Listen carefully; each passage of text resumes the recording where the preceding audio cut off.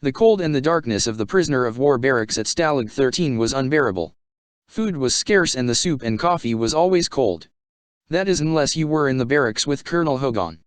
The men of the barracks enjoyed chocolate and food provided by them by the submarine that was in constant contact with them. Every time the men of Hogan's barracks got something special, they would bring the treats to the other men that were stuck in the stalag. Many of the men wondered where the men from Hogan's barracks got their treats, but they assumed it was from the Red Cross because of Colonel Hogan. The wind was blowing on that cold winter day as the men went out to roll call. As they stood there while Schultz did the counting of the men, they saw a staff car pull up. Out of the car came General Burkhalter. Albert Burkhalter always meant trouble, and as the men went into the barracks they lifted the lid off of the coffee pot so that they could listen in on the conversation that was going on in Colonel Klink's office. Long ago the men of the barracks had set up a wiretap through the coffee pot. The sound quality was poor, especially if someone used the coffee pot to make a cup of coffee, but if they listened carefully they could hear everything that was being said without being seen by any of the Germans that kept a watchful eye on them. The coffee pot was just one of the many things that Colonel Hogan and his men had managed to place in and around the colonel's office to help with spying on him and any officer that arrived at the camp. Behind the bookcase that was located just to the right of the colonel's desk was the wire going up to the roof that led to the antenna that provided radio service. That two-way radio was their contact with the submarine that came by every 7 to 10 days. That submarine provided the men with tools that they needed and transported prisoners back to England. It was their lifeline with the outside world. At the door they kept a constant watch for anyone who might come to the barracks. Usually during the day the only one that was apt to show up was Sergeant Schultz. Schultz was not interested for the most part in what they were doing, but he was still a German soldier and had to be dealt with very carefully. As the men gathered around the coffee pot, they heard Colonel Klink and the general greet each other.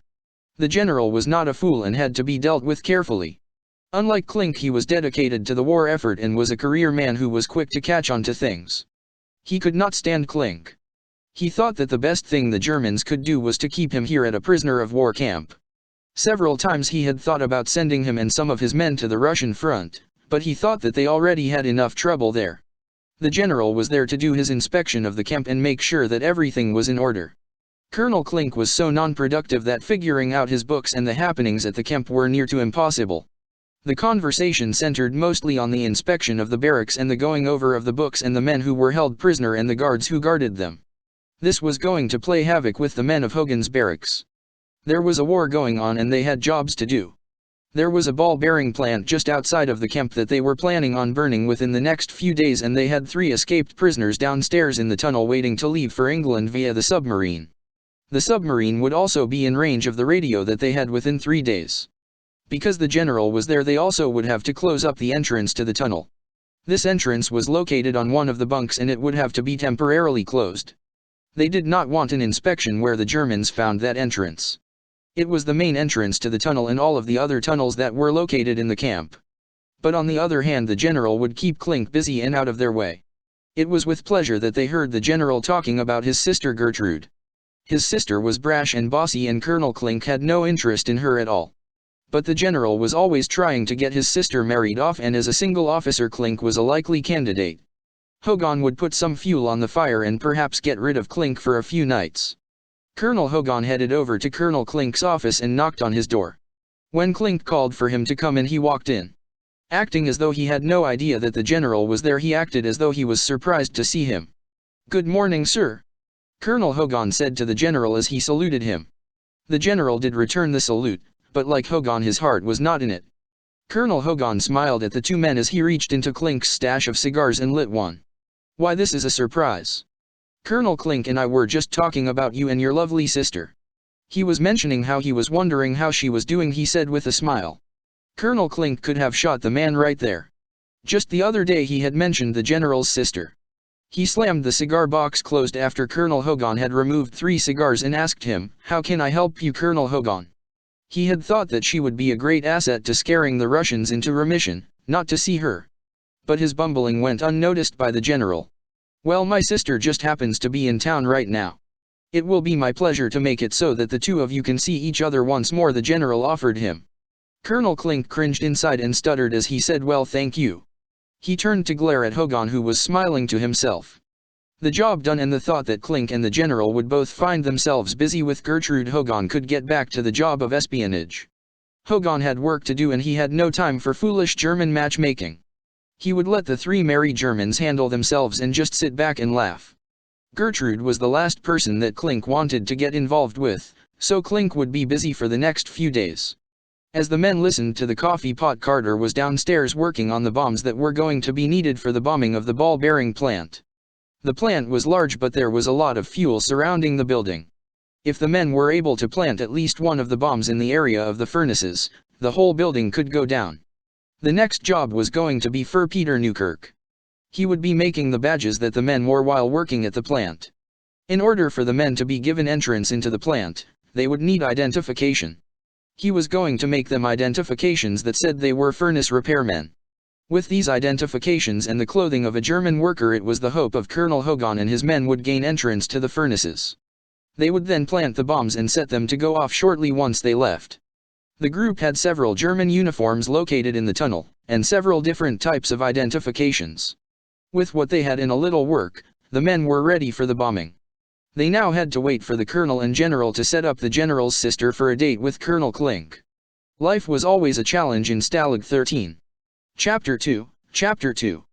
The prisoners who had found themselves hidden at a prisoner of war camp of all things were getting worried. Sergeant Collins had heard the man on the radio talking to the submarine and knew that Colonel Hogan and his men could miss the scheduled pickup. There was some general now at the camp and the men had to be very careful. As Andrew Carter came down to the tunnel to work on the demolition equipment, he was approached by Sergeant Collins and the rest of the men. He had to reassure them once more that everything was going to be all right. The submarine was not due in the area for another few days. Carter knew that it was hard sitting in a dark, cold tunnel waiting for a rendezvous with a submarine, but the men were going to have to be patient. The men of the barracks were just about ready for the bombing of the plant and now they were going to have to wait for the general to make his move. They knew that Albert Burkhalter was trying his best to get rid of his sister Gertrude. She was very bossy and he already had to contend with his wife and the other generals. Then of all things he had to put up with men like Colonel Klink. As the general went into town to tell his sister about the colonel's interest, he laughed to himself. What on earth was he thinking? The last thing that he needed was to have that idiot Klink as a brother-in-law. The first thing he was going to do once the man was married to his sister was to send him to the Russian front. That is what he had done with her last husband. Gertrude was in the parlor of the home that her brother had provided for her, when she heard his car pull up. I hope he hasn't found someone for me to date again. It is such a pain in the neck having all these men trying to make points with her brother. The last thing she needed was Colonel Klink coming over. She knew that he had been at Stalag 13 and she cringed at the thought. As Albert walked up the stairs to his sister's home, he looked around. The house was a nice house with a large floral garden. It was peaceful and far from any war. If you did not know there was a war going on, you would not be able to tell by the house. She had servants and a car at her disposal at all times. Soon, he would be leaving the area once again and he looked forward to that. They had not been close as siblings when they had been growing up, but now that she was a widow, Albert's mother insisted that he take care of her. Gertrude was a very determined woman and fully capable of taking care of herself. She did not need his help, but he felt obligated to his mother and so he did take good care of her. That is why he needed to find her a husband and find her a husband fast. The trouble was that every able-bodied man who was between the ages of 14 and 65 was now out fighting for the fatherland. There was very slim pickings in the area. Gertrude insisted on having no less than a major for a suitor, which was near impossible for him to find. Except for the occasional officer that came through town for a short time, there were just a very few men. Unfortunately for her and him, Klink was about all of the men in the area who were eligible to date her. As Albert took a seat in the large chair next to the door, he smiled at Gertrude. She looked up at him and recognized the look. He wanted her to do something for him, and he did not have the courage to ask her. She looked at him and smiled. It was a mean smile. She found it quite comical that here a big general, a man who spoke to Hitler himself, was nervous to ask something of her. She asked him, "What is on your mind today, Albert?" Albert cleared his throat and told her, "Colonel Klink would like to come and see you this evening if that is acceptable." He watched for any signs of what his sister was going to say for an answer, but she looked at him stoically. There were no words for a matter of what seemed hours, but in reality was probably just a few moments, and then his sister spoke. "Albert, That nervous stuttering man makes me nervous. But, since he is just about all that is available in all of Germany at this time, he will be welcome to come for a visit. Albert Burkhalter breathed a sigh of relief and told her the colonel will be by this evening. I will ask him to call you as soon as I speak to him. With that, Albert got up and got back into his private staff car. He was genuinely glad to get back to work. Colonel Hogan and his men always made an attempt to listen to the conversations on the phone with the coffee pot.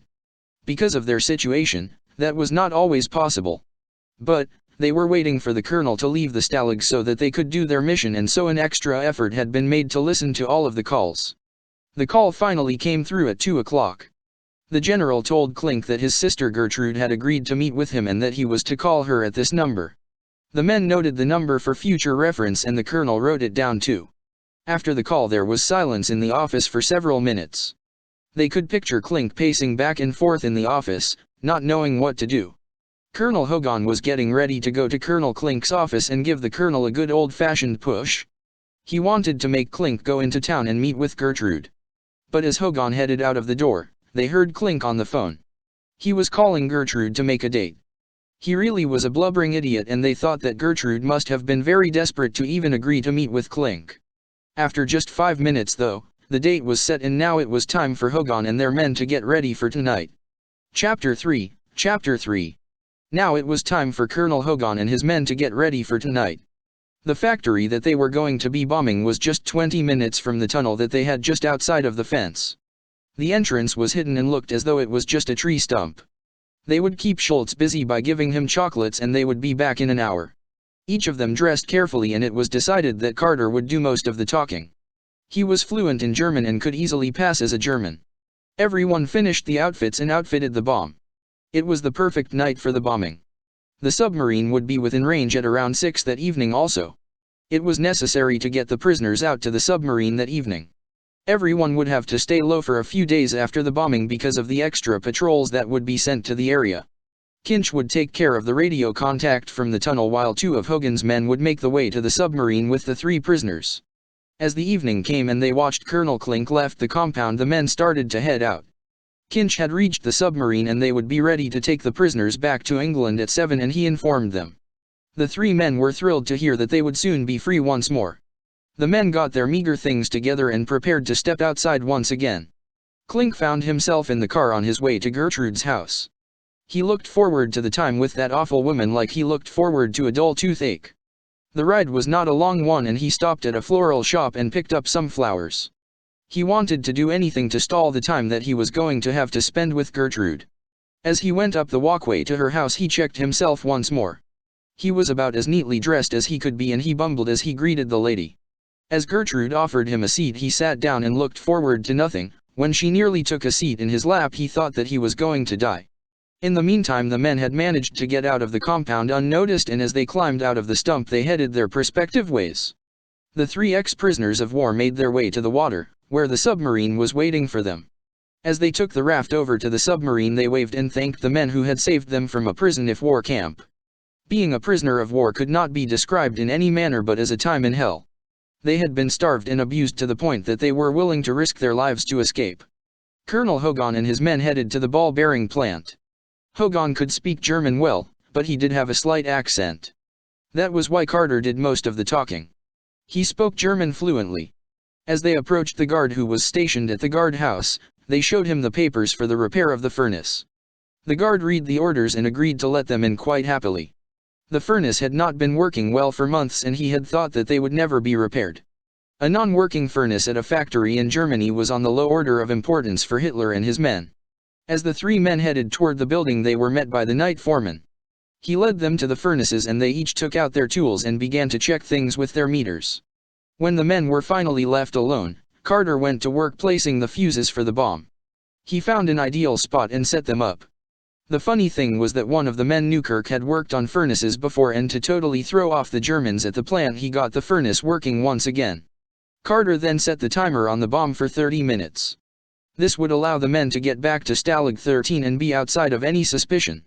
Of course there was always the danger that someone would find the bomb, but Carter had done her best to make sure that the bomb was well hidden. As the men left they smiled and chatted for a moment with the guard. They made their way back to Stalag 13 and climbed back down into the stump. To their pleasure they found the men who had brought the prisoners to the submarine had already arrived back at the camp ahead of them. All had gone well. As the men went back upstairs to the barracks they went to the door. They counted down to the time of the bomb, and as they went down to 0 they heard the bomb go off. From their barracks they could see the lights of the fire and hear the noise of the explosions as the plant went up in a ball of flames. The fire and the dark red of the flames could easily be seen by them, and they cheered knowing that they had done their job well. Colonel Klink had been in the uncomfortable position of sitting with Gertrude when he had heard the explosion. The plant was just 2 miles from her house, and as the two of them ran to the window they could see and actually feel the heat of the flames. The fire trucks went flying by the house and then the ambulances. The damage was major, as Colonel Klink and Gertrude could see. There was a large loss of life also. Sabotage again, what was this war coming to, he thought. General Burkhalter had been at his desk writing when the explosion had happened. He got up and quickly looked out of his window. This was something that had to be stopped. There was some kind of espionage ring in the area and he was going to make sure that he broke it. Back at Stalag 13 Colonel Hogan and his men celebrated the successful bombing of the ball-bearing plant. They then knew that their jobs would continue and the dangers were always present. But for now, they had been successful in closing a plant in the area and in one short moment had stopped the Germans or slowed them down at least once more.